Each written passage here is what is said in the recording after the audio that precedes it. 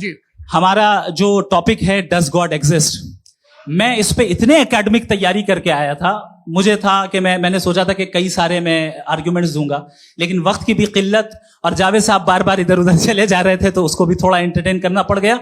Does God exist पे मैं एक ही आर्ग्यूमेंट दे पाया। आर्ग्यूमेंट्स बहुत हैं और डेफिनेटिव आर्ग्यूमेंट्स हैं, और मेरे आर्ग्यूमेंट को किसी एक राउंड में भी इन्होंने एंटरटेन नहीं किया और रेफ्यूट नहीं किया, एक राउंड में भी नहीं, एक राउंड में भी नहीं। और ना ही अभी अभी आपका क्लोजिंग आर्गुमेंट आएगा, नहीं, वो बता देना। Argument of contingency sir. अरे मैं आपसे कई बार कह चुका हूँ कंटीजेंसी का मतलब अब मैं कैसे समझाऊं आपको? आपस में, हाँ, आप और कितने आसानी से समझाऊं मैं, मुझे तो नहीं समझ में आ रहा है।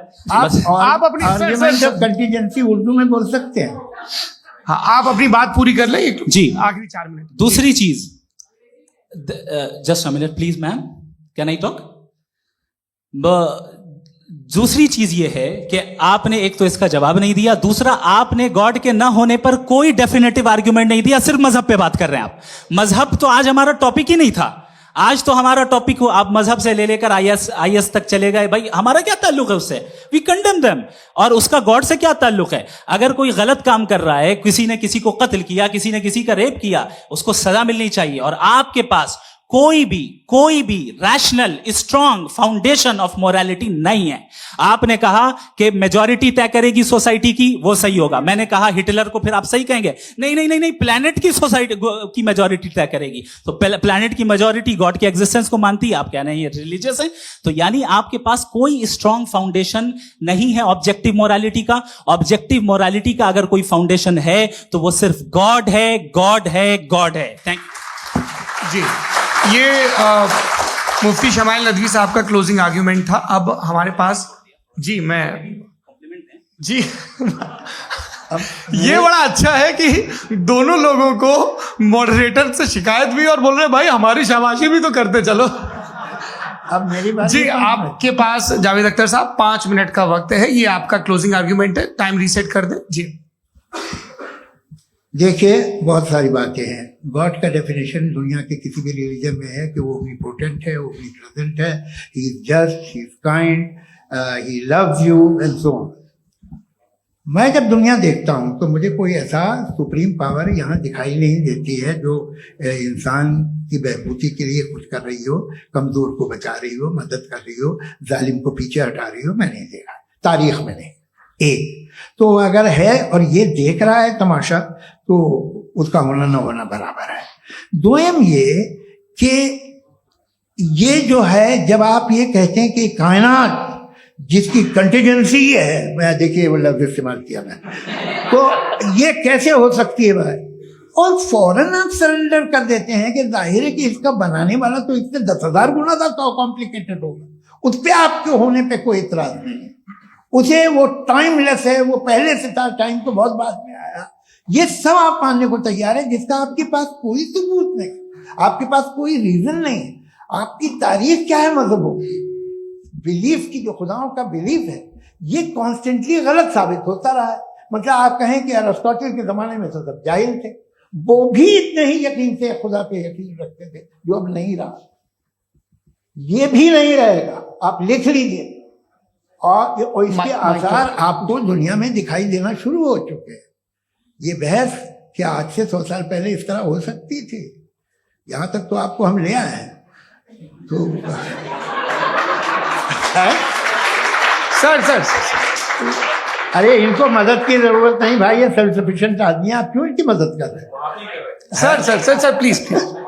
तो ये जो है तमाम बातें अपनी जगह हैं। ये एक पैकेज है।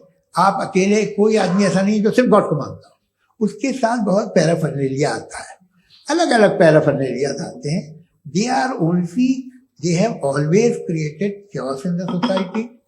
मैं तो आपको सीधा ऑफर देता हूं कि दुनिया में 10 इंपॉर्टेंट बिलीव्स है। आप एक मानते हैं, 9 नहीं मानते, 9 में आप एथीस्ट हैं, 9 को आप बिल्कुल रीजनेबली मेरी तरह देखते हैं। तो 90 मजहबी आदमी भी 90% एथीस्ट है, वो दूसरे खुदा नहीं मानता, एक खुदा मानता है अपना वाला, बाकियों को कहता है गलत है। अगर आप मानना ही बंद कर दे तो आपका 10% चांस है कि आप सही हैं और 90% चांस है कि आप गलत हैं। मेरा मशवरा आप मानना छोड़ दिए तो 50% चांस होगा कि आप सही हैं और 50% चांस होगा, 40% आप गेन करेंगे बाय बिकमिंग एथीस्ट।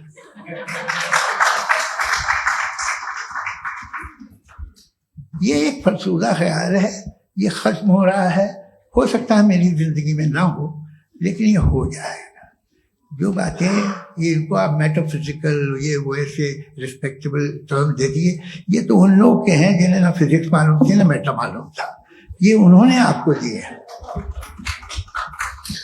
जी बहुत शुक्रिया आप दोनों लोगों का। और अब इस बातचीत का आखिरी राउंड शुरू होगा, डज गॉड एग्जिस्ट की ये बहस मुफ्ती शमाइल नदवी और जावेद अख्तर साहब के बीच। आप लोग अपने अपने हाथ ऊपर करेंगे, मैं यहां से तय करूंगा। और माइक हमारे पास है क्या? एक ही माइक है ऑडियंस के लिए? 2 माइक है, एक इस तरफ एक इस तरफ, ठीक है। तो जी सबसे पहले हमारी सहयोगी है मारिया शकील जी, पूछिए सवाल। थोड़ा सा रुकेंगे ताकि कैमरे का फ्रेम आप पर आ जाए, आपकी तो प्रैक्टिस है टीवी की। जी नदवी साहब, मैं खुदा को मानती हूँ, पहले मैं इसी प्रमाइस से शुरू कर रही हूँ और ये बता रही हूँ आपको, मैं मानती हूँ। लेकिन कुछ सवाल हैं जो जावेद साहब ने उठाया, उसका जवाब आपको देना चाहिए। पहला सवाल ये कि गजा में सालों से छोटे बच्चे मर रहे हैं, वो उनको अगर खुदा मर्सीफुल है, हम मानते हैं कि अल्लाह ताला में बहुत ताकत है, तो वो बच्चे क्यों मर रहे हैं?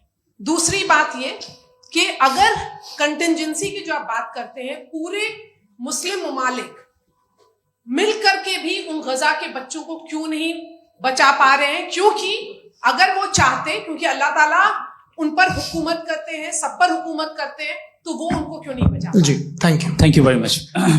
बहुत अच्छा किया आपने इस चीज को जिक्र कर दिया, मैं इसको और अच्छे से एक्सप्लेन करने की कोशिश करता हूं। देखें, जहां तक आपने कहा कि गजा के बच्चों को मारा जा रहा है, देखें 2 वर्ल्ड व्यू है, एक एथीस्टिक वर्ल्ड व्यू, एक थीस्टिक वर्ल्ड व्यू है। बच्चे मर रहे हैं दोनों वर्ल्ड व्यू में, लेकिन हमारा वर्ल्ड व्यू कह रहा है कि रिकॉम्पेंस है, ये कह रहे हैं कि उनका मरना बेकार जाने वाला है, कोई उसका रिकॉम्पेंस नहीं है, चूंकि इनके यहां आखिरत और अल्लाह का कोई तसव्वुर या गॉड का कोई तसव्वुर नहीं है। आपने ये सवाल किया कि गॉड मर्सीफुल है, क्यों नहीं रोकता? ये मैंने बताया कि ये मिसकंसेप्शन है लोगों के दरमियान कि गॉड को सिर्फ मर्सीफुल और ओमनीपोटेंट समझते हैं। गॉड के सिर्फ यही 2 एट्रीब्यूट्स नहीं है, गॉड के कई सारे एट्रीब्यूट्स हैं, उनमें से अल हकीम भी है, उनमें से ऑल वाइज भी है, ऑल नोइंग भी है। लिहाजा अगर इस दुनिया में किसी को तकलीफ आ रही है और गॉड उसको नहीं रोक रहा है, वो इसलिए नहीं रोक रहा है चूंकि इंसानों को फ्री विल दिया गया है। ठीक इसी तरीके से अगर एक डॉक्टर किसी छोटे बच्चे को इंजेक्शन लगा रहा है, उसे तकलीफ पहुंच रही है, उसके लिमिटेड पर्सपेक्टिव के एतबार से यह गलत हो रहा है और डॉक्टर बुरा है। लेकिन जब आप ब्रॉडर पिक्चर को देखेंगी, आपके और हमारे पास सिर्फ एक पिक्सल है, हमें इतना नजर आ रहा है कि गजा में कत्ल हो रहा है, लेकिन इसके पीछे कितना रिकॉम्पेंस उनको मिलने वाला है, पूरा पिक्चर गॉड के पास है। तो एक पिक्सल से आप पूरे पिक्चर को कभी भी जज नहीं कर सकती। आप इसमें कुछ जोड़ना चाहेंगे? आपको कुछ बोलना है इसमें? भैया आपने बहुत अच्छा जस्टिफिकेशन दिया। या आप वो जो वहाँ के प्राइम मिनिस्टर इजराइल के, उन्हें भेजिए, वो बहुत खुश होंगे। आप जस्टिफिकेशन दे देना कि अगर गॉड नहीं है तो बच्चे क्यों मर रहे हैं, आप बताएं। वो ये सवाल पूछ रहे हैं कि अगर आप ईश्वर का अस्तित्व नहीं मानते हैं तो उन बच्चों की मौत को आप कैसे इंटरप्रेट करते हैं? भाई ये दुनिया जो है, जो ताकतवर लोग होते हैं वो एक नाइंसाफी करते हैं। तो ये अच्छा काम है आपके नजदीक, तो नेचर नाइंसाफी पे मबनी है। अरे मेरे भाई, आप नेचर की कहाँ बात कर रहे हैं, तो इंसान की बात। तो फिर जब मैं इंसान की बात कर रहा था, आप नेचर की बात करने लग गए। क्रॉस एग्जामिनेशन नहीं। हाँ, अब आप मुझे बोलने नहीं देंगे तो अलग बात है, आप बोलिए, मुझे कोई जी नहीं, ये क्रॉस एग्जामिनेशन। मुझे बोल तो लेने दीजिए। जी बोलिए। क्या बात ये है कि ह्यूमन सोसाइटी तभी साथ में रह सकती है जब वो मोहब्बत से, एकता से, एक दूसरे के एहतराम करके रहे। इसके अलावा पॉसिबल नहीं है, अकेले तो इंसान रह नहीं सकता। वहाँ पर कुछ लोग हैं जो फाउल करते हैं, वो फाउल हमेशा से तारीख में होता आया है। आज ये हो रहा है, जो हो रहा है बहुत बुरा हो रहा है, बहुत जालिमाना है, बहुत जाबराना है। उसको आप कहें कि ये बच्चों को कॉम्पनसेशन मिल जाएगा या इसकी मतलब इंजेक्शन है, इंजेक्शन तो हेल्थ के लिए दिया जाता है। आप ये कह रहे हैं कि ये बच्चों की जो धज्जियां उड़ रही हैं ये इंजेक्शन है, ये विटामिन टेस्ट है, ये टेस्ट है, और उस टेस्ट में उनको उनको ऐसा रिकॉम्पेंस मिलेगा जो आपके तस्वुर के बाहर है। ये आप 3 बरस के बच्चे को बारूद से उड़ा के टेस्ट ले रहे हैं, वाह। वो नहीं ले रहा है, खुदा नहीं उड़ा रहा है, इजराइल उड़ा रहा है। जी, ये तो उसको कंडेम अगला सवाल लेते हैं। अगला सवाल लेते हैं प्रोफेसर पुरुषोत्तम अग्रवाल। मुफ्ती साहब, एक निवेदन आपसे है कि कम से कम थोड़ा सा माइक क्लोज एक रिलीजियस और फिलोसफिकल कर मैं प्लीज। एक रिलीजियस और फिलोसफिकल ट्रेडिशन है जो ब्रह्मांड को यानी यूनिवर्स को ही अंतिम मानती है। सर्वम खलु इदम ब्रह्मम, this is Chandogya Upanishad, and it completely rules out the existence और नेसेसिटी, आपके शब्दों में necessity of a creator. The creation itself is the creator. तो एक मिनट प्लीज। दूसरा जो सवाल आपने अभी, जो आप बार बार कह रहे हैं कि भगवान विद्वान भी है, वाइज, सब जानने वाला, तो अगर विजडम में दुनिया भर के पापों और अत्याचारों को बर्दाश्त करना शामिल है, तो फिर इसका मतलब ये हुआ कि अगर मैं फ्री विल से उसको अपोज करता हूं तो ईश्वर की विजडम और मेरी फ्री विल में कॉन्ट्राडिक्शन है। Because when I am opposing whatever is happening in Gaza, then I am opposing the God's will और गॉड्स विजडम। जवाब लेते हैं क्योंकि तो गॉड की विजडम, एक मिनट सर प्लीज सर, ये एक जुमला, गॉड की विजडम है कि गाजा में जो कुछ हो रहा है वो हो रहा है, मैं उसको अपोज कर रहा हूं, तो मैं गॉड की विजडम के खिलाफ जा रहा हूं। एक सवाल। दूसरा ये नहीं, आपने 2 ऑलरेडी। सर आप और सवाल कर लें, लेकिन मुझे 2 जवाब दे सर, दीजिए। पहले आपने ये कहा, सुनिए मेरी बात सुनिए। भाई इजराइल के गॉड के मुताबिक तुम्हारा ठीक हो रहा है ना? प्रोफेसर, नहीं हो रहा है, ठीक नहीं हो रहा है, मैं बता रहा हूं क्या हो रहा है। आप तशरीफ रखें, मैं बता रहा हूं क्या हो रहा है। Let me complete please. एक सेकंड गाइस, एक सेकंड। ये देखिए, ऐसा है कि ये सब बड़ा आपस में विचार विमर्श के बाद ये तय हुआ था कि कुछ नियम बना लिए जाएं ताकि एक टाइम बाउंड बातचीत चले। और भाई साहब, आप बड़ा जरूरी काम कर रहे हैं, लेकिन कैमरे के फ्रेम में आके उस काम को गड़बड़ कर दे रहे हैं। ठीक है गुरु, अब मेरे को कहीं का गुस्सा कहीं निकालना था, सॉरी। नहीं, कोई गुस्सा नहीं है जी। तो प्रोफेसर ने सवाल पूछे, आप उनके जवाब दें, और थोड़ा ये सब लोग थोड़ा ख्याल रखें भाई, सवाल संक्षिप्त रखें जी। आपने 2 सवाल किया। सबसे पहला ये कहा कि हमारे पास ये कॉन्सेप्ट है कि ये यूनिवर्स खुद नेसेसरी बीइंग है, creation itself is the creator. How irrational is this कि मैं एग्जिस्ट करूंगा बाद में, लेकिन अभी एग्जिस्ट कर भी रहा हूं, यानी एक ही टाइम में एग्जिस्ट भी कर रहे हैं, नहीं भी कर रहे हैं। This is not true. दूसरी चीज, आपने कहा कि अगर इजराइल में, सॉरी माफ कीजिएगा, Israel doesn't exist, occupied Palestine में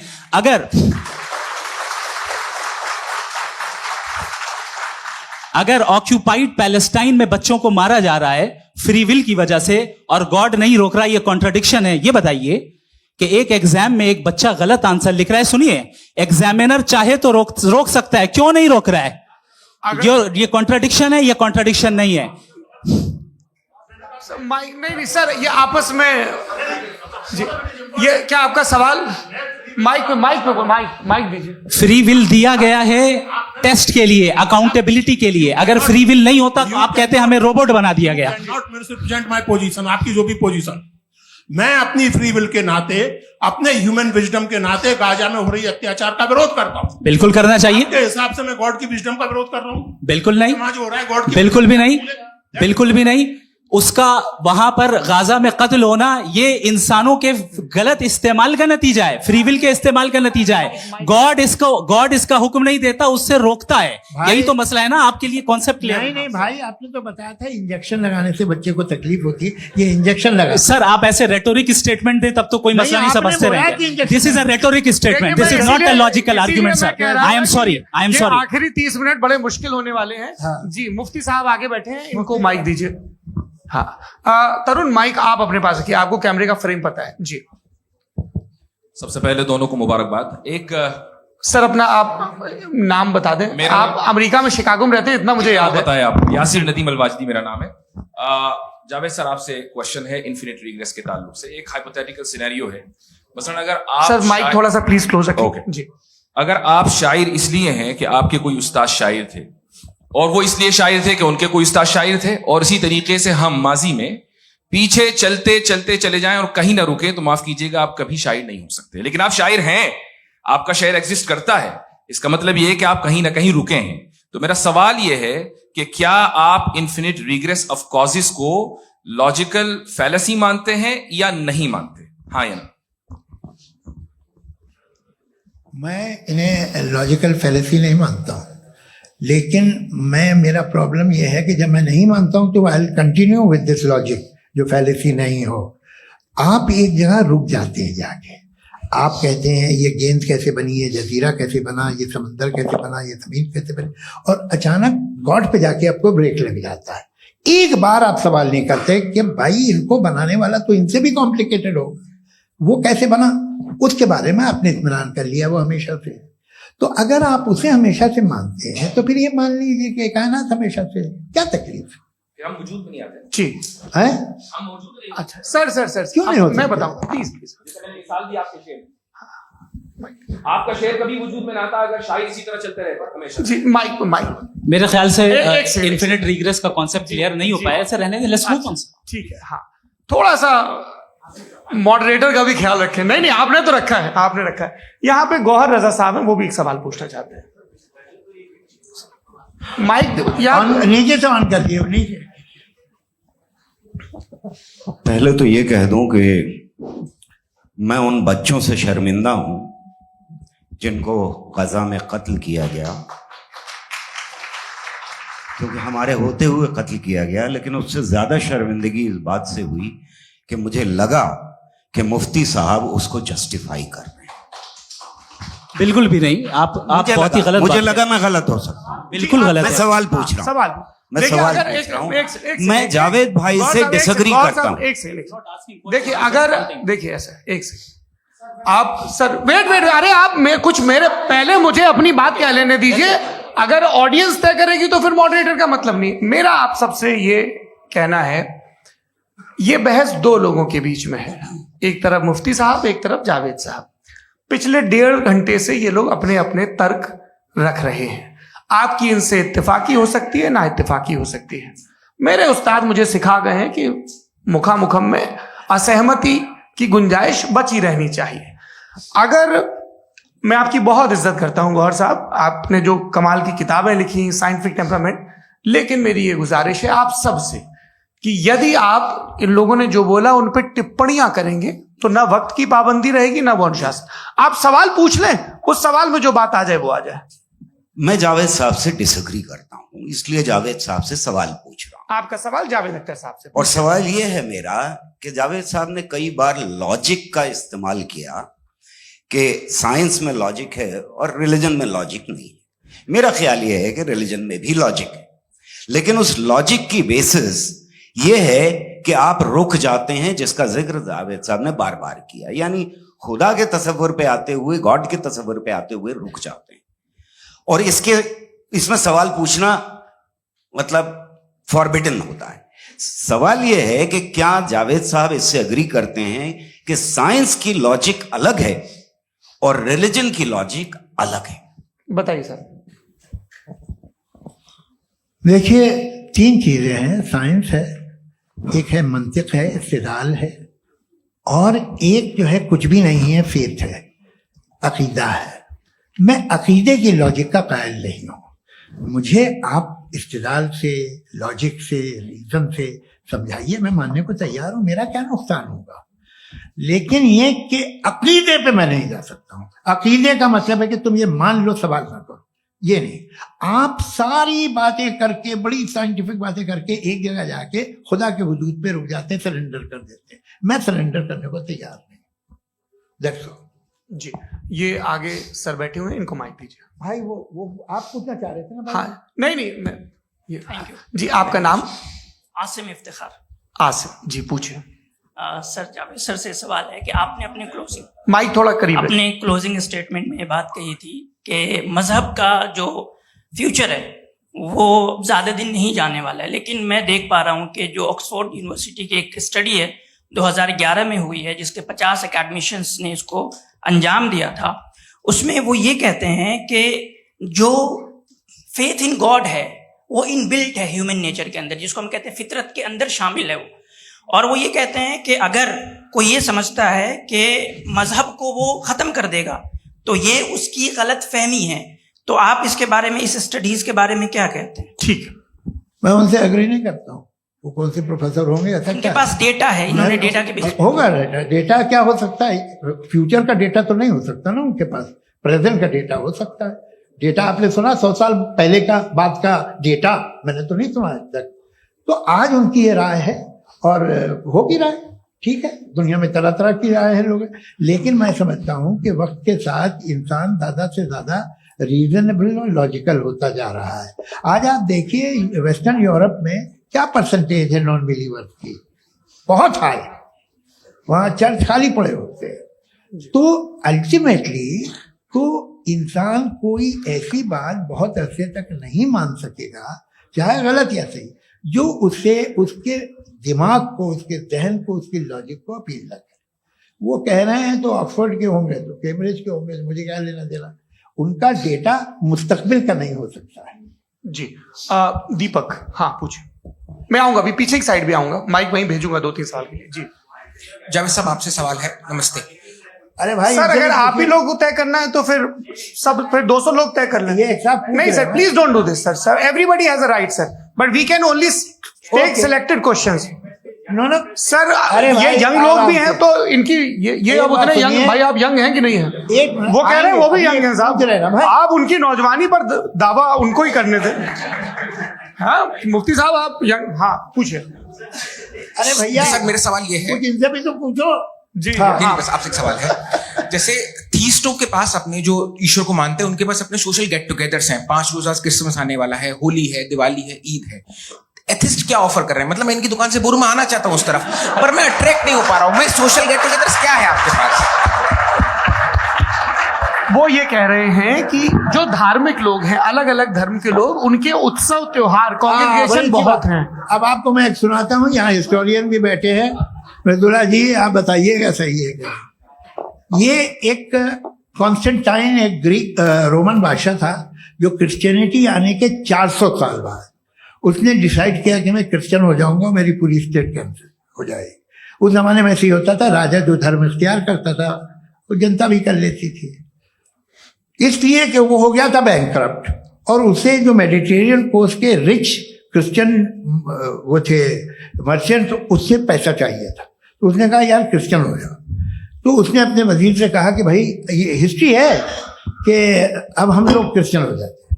पहले सर हो जाएंगे, कोई प्रॉब्लम नहीं है, लेकिन एक प्रॉब्लम ये है कि 17 दिसंबर से 25 दिसंबर तक जो पेगन फेस्टिवल होता, जो पेगन जो फेस्टिवल होता है वो बंद हो जाएगा, इसलिए कि हम क्रिश्चियन हो गए तो होगा नहीं। तो वो बच्चों को बहुत बुरा लगेगा, पब्लिक को बहुत इंजॉय करते हैं, खासतौर से 25 को मेन डे। उसने कहा ये तो सही कह रहे हो, ये जीसस क्राइस्ट की पैदाइश कब थी? कहते साहब वो अप्रैल में थी। नहीं, कट करो, वो 25 दिसंबर को। ये हकीकत है जी। और 400 साल बाद क्रिश्चियनिटी के अप्रैल से दिसंबर ले आए, और इसलिए कि यहाँ पेगन फेस्टिवल होता था। अब मनाते हैं आप आराम से। ये जो सारे फेस्टिवल हैं ये रिलीजन थे। हर एक को एक इंटरटेनमेंट डिपार्टमेंट चाहिए होता है अपनी कंपनी चलाने के लिए। तो ये रिलीजन ने, ये सेकुलर त्योहार थे जिन्हें रिलीजन्स ने ले लिया है। ये मौसम के थे, फसलों के थे, किसानों के थे, उसको आपने लेके रिलीजियस रंग दे दिया। ये कोई रिलीजन से थोड़ी आए आप। अच्छा हमें देखिए, हम तो मुल्द हैं, हम ईद मनाते हैं, हम दिवाली मनाते हैं, हम होली मनाते हैं, हम क्रिसमस मनाते हैं। बम्बई की फिल्म इंडस्ट्री की सबसे बड़ी होली हमारे घर में, सबसे बड़ी ईद हमारे घर में। वो हमारे सोशल वो है, हमारे हेरिटेज है। ऐसा थोड़ी है कि we will throw the baby along with the water. ये तो अच्छी चीज है, इन्हें रखो, जो बेकार है फेंक दो। जी हाँ, हेलो जी, मेरा सवाल नादवी जी से है। जैसा कि आपने बोला कि गॉड टाइम के भी परे है, और गॉड इतनी कॉम्प्लेक्स चीज है कि उसे ह्यूमन माइंड समझ नहीं सकता, और गॉड ने अर्थ पे फ्री विल भी दे दी है। तो आप अपना वक्त जाया क्यों कर रहे हैं गॉड के बारे में बात करके? अपन को तो बात करनी चाहिए कि सोसाइटी को बेहतर कैसे करें। जी, मैं गॉड वही बताता है सोसाइटी को कैसे बेहतर करें। अभी मैं आपका जवाब देता हूं। आपने कहा कि टाइम पे वो एग्जिस्ट नहीं करता,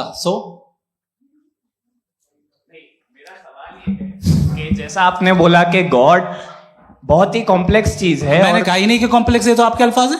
कॉम्प्लेक्स का लफ्ज गॉड के लिए सुइटेबल नहीं है। क्यों? क्योंकि कॉम्प्लेक्स वो चीजें होती हैं जो ऑब्जेक्ट हो। God is not an object जिसको आप इंस्ट्रूमेंट के जरिए लेबोरेटरी में जाके टेस्ट करें, oh it's very complex. No, वो कोई कार का इंजन नहीं है। मेरा वो सवाल फिलोसॉफिकली नेसेसरी बीइंग ऐसी बीइंग है जो सिंपल बीइंग है। हाँ, आप उसको मुकम्मल तौर पे उसकी तमाम हिकमतों को जान ले और हर चीज को जान ले, ये पॉसिबल नहीं है, क्योंकि वो ऑल वाइज है, आप ऑल वाइज नहीं है, और वो खुदा है, वो आपको सारी चीजें बता दे, ये जरूरी नहीं।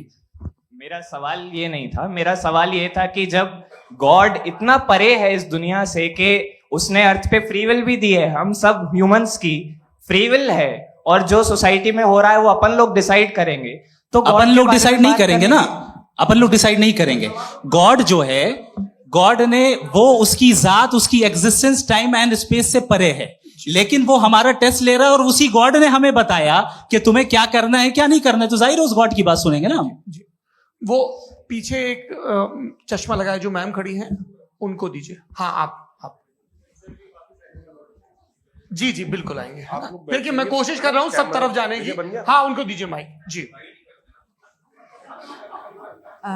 हेलो सर, मैं ओमनी प्रेजेंट नहीं हूं, टाइम पाबंद हूं और जहां तक कोशिश कर सकता हूं करूंगा जी। अपना नाम बताइए। मेरा नाम उर्सुला है, मैं दिल्ली यूनिवर्सिटी की एक स्टूडेंट हूं और मैं स्टूडेंट फेडरेशन ऑफ इंडिया से हूं। मेरा सवाल मुफ्ती जी से है कि इस हॉल के इस कमरे में बैठ के हम लोग रेप की मोरालिटी के बारे में फिलोसफिकली बात तो कर सकते हैं, बट असलियत ये है कि रोजमर्रा की जिंदगी में औरतें रेप के थ्रू गुजरती हैं, और हम लोग सिर्फ नंबर्स पे इस तरह नहीं देख सकते, क्योंकि कितनी औरतें हैं इन कंट्रीज में जहां पे आप बता रहे हैं कि केसेस कम हैं, जिनका एक्सेस है कि वो जाके केस फाइल कर सके। कितनी औरतें हैं जो जिनको काम करने की आजादी है उन कंट्रीज में। यूरोप में ये आजादी आ गई, यूरोप में ये रूल्स आ गए, तो हम आज उसके बारे में बात कर पा रहे हैं। जी, जवाब। आपने ये कहा कि कमरे में बंद होकर हम लोग इस पर फिलोसफिकली बात कर सकते हैं, लेकिन हकीकत में क्या हो रहा है, वो ग्राउंड लेवल पे क्या हो रहा है जो बहुत गलत हो रहा है, और वो सफर कर रही हैं। आई एग्री, बहुत गलत हो रहा है, और जो गलत हो रहा है उसको हमें रोकना है। और क्यों रोकना है, वो गलत क्यों है, हमारे पास इसका ऑब्जेक्टिव फाउंडेशन है, इनके पास उसका ऑब्जेक्टिव फाउंडेशन नहीं है। मैं ये कहना चाह रहा हूं कि जहां पे भी जुल्म हो रहा है, जहां पे भी औरत पे जुल्म हो रहा है, या उसकी इज्जत लूटी जा रही है, या उसे तकलीफ पहुंचाई जा रही है, और सिर्फ औरत नहीं, किसी इंसान के ऊपर भी जुल्म हो रहा है, तो उसके खिलाफ खड़ा होना, ये मोरालिटी हमारे पास गॉड के पास से आई है। वरना जावेद साहब तो कह रहे हैं कि जो है मेजॉरिटी डिसाइड करेगी, तो मेजॉरिटी तो कभी भी बदल सकती है। क्या आप ना तो ये थोड़ी सी आपको गलतफहमी है। मैं अगर मेरे जुमले से ये मतलब निकला या मैंने कहा, तो ये जुमला मैं वापस लेता हूँ। ये मेरा मतलब ही नहीं था कि मेजॉरिटी डिसाइड करेगी। मेजॉरिटी डिसाइड करे तो दुनिया में बड़ी वैसे आपने कहा था ये जुमला, अच्छा हो सकता है, मैं मान रहा हूँ, बाद में रिकैप कर लेंगे। अरे एक सेकंड, मैं अपनी एक्सप्लेनेशन देता हूँ। मुनासिब बात यह है कि हम सब के सब दिल में जानते हैं कि क्या अच्छा है क्या बुरा है, हमें पता है अच्छी तरह। जो लोग बुरे काम करते हैं उन्हें भी मालूम अच्छा क्या। यही तो सवाल था हजरत कि फिर ये मोरालिटी आई कहां से? Cross examination. हाँ जी, हाँ। मोरालिटी साथ रहने की डिजायर से आई, यानी साथ रहकर जो कुछ कह दे, जो कुछ कर दे, वो हो जाएगा? नहीं, तो आप कायदे से रह ही कर सकते हैं जब तक लोगों में मोरालिटी हो, वरना आप क्यास हो जाएगा। ये आपको कैसे पता? जी, हमने देखा ना, जहां मोरालिटी का क्यास हो गया, हम देखते हैं। कहां पे देख भाई? तो दुनिया में आप जो कह रहे हैं, आप कहीं पे अगर गलत हो रहा है तो उसको आप गलत देखिए। आप एपिस्टेमोलॉजी की बात कर रहे हैं, मैं ऑन्टोलॉजी की बात कर रहा हूं। मैं इस बहस फाउंडेशन के बाद क्या आप है? दोनों लोगों को चाय पे होस्ट करूंगा, वहां पे क्रॉस एग्जामिनेशन कर लीजिएगा। अभी ऑडियंस का हक मार रहे हैं आप लोग भाई, सर जस्ट लोग हैं आप लोग। और ये भाई ये हाँ, उधर आएंगे, उधर इनको आएंगे जी सर, आएंगे। अच्छा सर मेरा नाम लईकुर रहमान है और मैं अलीगढ़ मुस्लिम यूनिवर्सिटी का स्टूडेंट हूँ, और जहाँ तक मुझे पता है कि sir you are also product of Aligarh Muslim University. मैं भी उसी चमन का बुलबुल। हाँ सर, तो बहुत खुशी हुई मुझे जान करके कि मैं आपसे मिलूंगा। सवाल सर, मेरा सवाल यह है, सर सैयद अली रहमा का नजरिया यह था कि खुदा के वजूद को अकल के दायरे में रह करके तलाश करना, न कि पूरी तौर से उसका इनकार कर देना। Sir, how will you define it? नहीं, तो ये तो आप इन्हें बताइए। ये सवाल आपसे खुदा का वजूद साबित कर रहे हैं।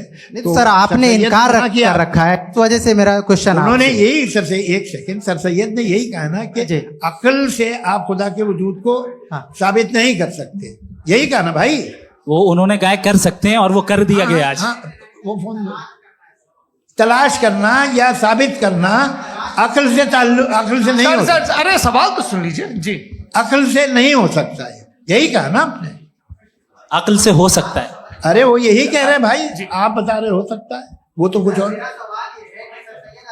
आप अगर सर देखो नौजवान फोन ले लो, इतनी कमाल की यूनिवर्सिटी है। अरे भाई दे दो ना जरा, एक मिनट दे दो भाई, मेरी बात सुनो, नहीं, माइक पे बोलो ताकि जो लाखों लोग देख रहे हैं। माइक दे दो ना।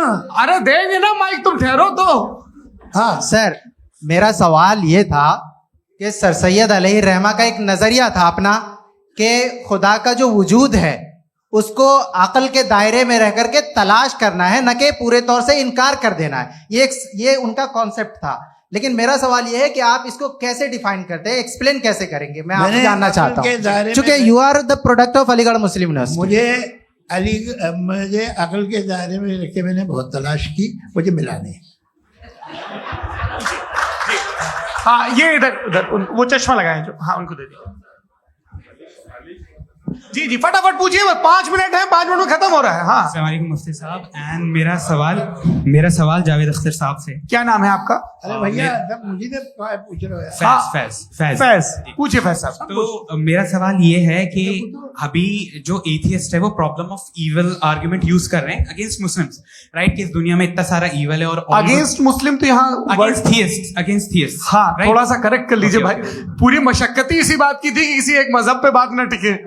जी, तो बेसिकली ये आर्गुमेंट ऐसा है कि इस दुनिया में इतना ज्यादा इविल एग्जिस्ट करता है और अगर एक ऑल गुड गॉड है तो वो रोकता क्यों नहीं है?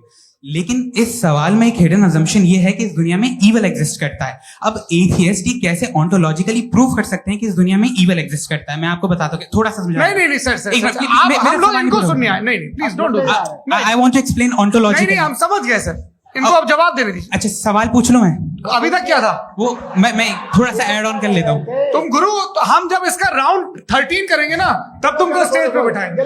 जी तो हाँ जल्दी से।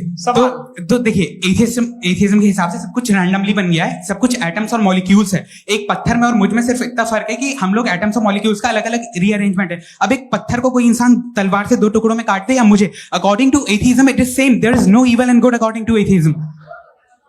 जी अच्छा, फैज साहब का सवाल ये है कि हाँ कोशिश भी करते तो इससे गलत सवाल नहीं कर पाते। एक लाइफ फॉर्म है और लाइफ फॉर्म में फीलिंग है, मतलब लाइफ फॉर्म सुनता है, देखता है, टेस्ट कर सकता है, फील कर सकता है। तो उसकी जो क्वालिटी इस बबल में आ गई है वो जानवर में भी है, इंसान में भी है। तो जाहिर है कि उसे कोई तकलीफ पहुंचेगी, तो चूंकि उसके पास वो सेंसिटिविटी है तो मैं करेगा। पत्थर में वो सेंसिटिविटी नहीं है। तो ये क्या सवाल हुआ कि अगर पत्थर को काटा तो पत्थर को तकलीफ नहीं होती, तो आपको काटे तो आपको क्यों तकलीफ हो? बैठ जाइए। जी हाँ अगला सवाल। हाँ पूछे जी जावेद अख्तर साहब। अरे भैया सब आप लोग मुफ्ती साहब को छोड़ रहे हैं तो मेरे ही पीछे पड़े हैं क्या? फिर चलो बोलो भाई। You asked how God can exist when children die in Gaza. हाँ? You asked how God can exist when children die in Gaza, and you also mentioned the rise of atheism in Europe. But the same events also are leading many atheists and non-believers to turn towards faith. How do you interpret this contradiction, where suffering pushes some away from God, yet brings others closer to belief? देखिए आपको एक बात बताऊं, दुनिया perfect तो कहीं भी नहीं है, हर जगह कुछ खामियां हैं। बेटा एक मिनट आप ही को कहेंगे, देखो वो तो कुछ खामियां, कमजोरियां, खराबियां सब जगह है। लेकिन अगर देखोगे ईमानदारी से कि दुनिया सबसे ज्यादा महज़ब कहाँ है, एक आम शहरी को कहाँ हुकूक हासिल हैं, वो बोल सकता है, अपनी मर्जी से काम कर सकता है, अपनी मर्जी से राय दे सकता है, हुकूमत के खिलाफ बोल सकता है, बरसरे इख्तिदार लोगों के बारे में बोल सकता है, सरमायादारों के खिलाफ बोल सकता है। तो आपको ये स्कैंडिनेवियन कंट्रीज में मिलेगा, वेस्टर्न यूरोप में मिलेगा। मैं नहीं कह रहा वो परफेक्ट है, बिल्कुल नहीं, वहाँ बहुत खराबियां भी हैं, परफेक्ट तो कोई। लेकिन जिन जिन मुल्कों में, लैटिन अमेरिका देखो, गल्फ देखो, वहां पर आपको ये जरूर है कि रेप नहीं होते होंगे। रेप की जरूरत क्या है भाई? उसको तो खरीद लो, घर में रखो, तो सड़क पर रेप करने की क्या जरूरत है? मगर सुनिए, मगर हकीकत यह है कि वहाँ शख्सी आज़ादी राय देने की, बोलने की नहीं है। जी, ये एक आखिरी सवाल मुफ्ती साहब से। हाँ मैम, इनको माइक दीजिए। शुक्रिया। मेरा नाम मनीषा है, मैं हरियाणा से आई हूँ। मैं मुफ्ती साहब से एक बात पूछना चाहती हूँ। आप बार बार जावेद साहब को कॉन्ट्राडिक्ट तो कर रहे हैं कि आपने ये कहा, लेकिन आप भी अजम्पशंस के बेसिस पे बात कर रहे हैं। आपने खुदा के होने का कौन सा प्रूफ पेश किया है, खुदा की एग्जिस्टेंस का? अब इस सवाल को अलग रहने दीजिए, कौन एथीस्ट है कौन नहीं है। और दूसरी बात जो आपने एक छोटी सी कही थी कि ये फ्री विल का इस्तेमाल करता है इंसान अपनी, लेकिन उस फ्री विल का इस्तेमाल में मतलब खुदा ने ये दे दी सबको ये इजाजत कि वो कितना घिनौनापन और कितनी ज्यादा खराब से खराब तरीके इस्तेमाल कर सकते हैं। जवाब सुनते जी। आप फ्री विल को मानती है ना, या आप कहती है कि फ्री विल नहीं है ना? मानती है ना? तो अब आपके पास इसका कोई एक्सप्लेनेशन नहीं है कि अगर एक इंसान उस फ्री विल का इस्तेमाल करके गलत काम कर रहा है और बच के अच्छी जिंदगी गुजार के निकल जा रहा है, उसका कोई रिकॉम्पेंस नहीं है। हमारे वर्ल्ड व्यू में जो इंसान गलत काम कर रहा है उसको भी रिकॉम्पेंस यानी उसका बुरा बदला मिलना है, और जो सही काम कर रहा है उसको सही बदला मिलना है। लिहाजा जो फ्री विल है वो इस तरीके से है कि एक लिमिटेड टाइम तक खुदा ने मोहलत दी है। ऐसा नहीं कि छूट दे दी, जो करना है करते रहो हमेशा। वक्त आएगा जब एग्जाम का टाइम खत्म होगा तब रिजल्ट आएगा, दौराने एग्जाम जबरदस्ती आपको नहीं बताया जाएगा। अरे भाई एक सेकंड, जी, एक जी, सवाल मुफ्ती साहब से मेरा। सर, मैम, मुफ्ती साहब से जी, एक जी, सवाल। हाँ, मैं भी- हाँ, हाँ, मुफ्ती हाँ, साहब, मैम, एक प्लीज, सेकंड, रुक जाइए। आपसे फोन, आप इसके बाद आपसे पूछिएगा, माइक यहीं छीन रहेंगे वो। लूंगा। हाँ, बोलिए। मैं मुफ्ती मैम, साहब एक एक ही सेकंड। सवाल करता हूँ जी। कि अगर जो हो रहा है फ्री विल से हो रहा है और एक दिन बरोज़ क़यामत इंसाफ होगा मैशर में वगैरह वगैरह, तो दुआ क्यों मांगते हैं लोग? दुआ मांगते हैं इसके मतलब है अभी भी उसने ये डिपार्टमेंट रखा है कि मैं रोजमर्रा की जिंदगी में इंटरफेयर बिल्कुल कर बिल्कुल, सकता हूं। He can. तो तुम कैन हो, तुम मुझे नौकरी दिला देते हो, मेरे बेटे को ग्रीन कार्ड दिला देते हो, और 45,000 बच्चे मरते उन्हें रोकते नहीं हो। नहीं तो क्या आप ये कह रहे हैं कि इस दुनिया में जालिमों को कभी पकड़ ही नहीं होती है? अरे जो भी पकड़ होगी वो बच्चे रोते हैं। बिल्कुल, देखिए वो औरतें मैंने रोती अपने हैं ओपनिंग जिनके स्टेटमेंट बच्चे में यही कहा था आप कि मुझे जनाब नौकरी जावेद साहब दिलवा सिर्फ रहे हैं, इमोशनल मेरी आर्गुमेंट बेटी की जैसे दिस सही इज से एन शादी इमोशनल करा रहे हैं। आर्गुमेंट। ये छोटे मोटे काम देवियों और इसके सज्जनों, पीछे देवियों और इसके सज्जनों, पीछे का रीजन मैंने बताया क्या है। देखिए, मैं इसके पीछे का बार-बार यहाँ विजडम क्या है पर मैंने बताया। मंच से आप लोगों को सज्जनों इसलिए कह रहा हूं ताकि थोड़ा सा आपके कॉन्शियंस पे जोर रहे कि आपको ऑर्डर बचा के रखना है। वक्त तय हुआ था, ये वक्त पूरा हुआ, आपने इतने धैर्यपूर्वक सुना, मैं आप सबका बहुत बहुत शुक्रगुजार हूं। यदि इन दोनों विद्वानों की इच्छा होगी तो कभी हम इस बातचीत का राउंड 2, राउंड 3, यही तो देखिए खूबी है इंसान की कि बहस मुबाहसे में वो पड़ा रहता है।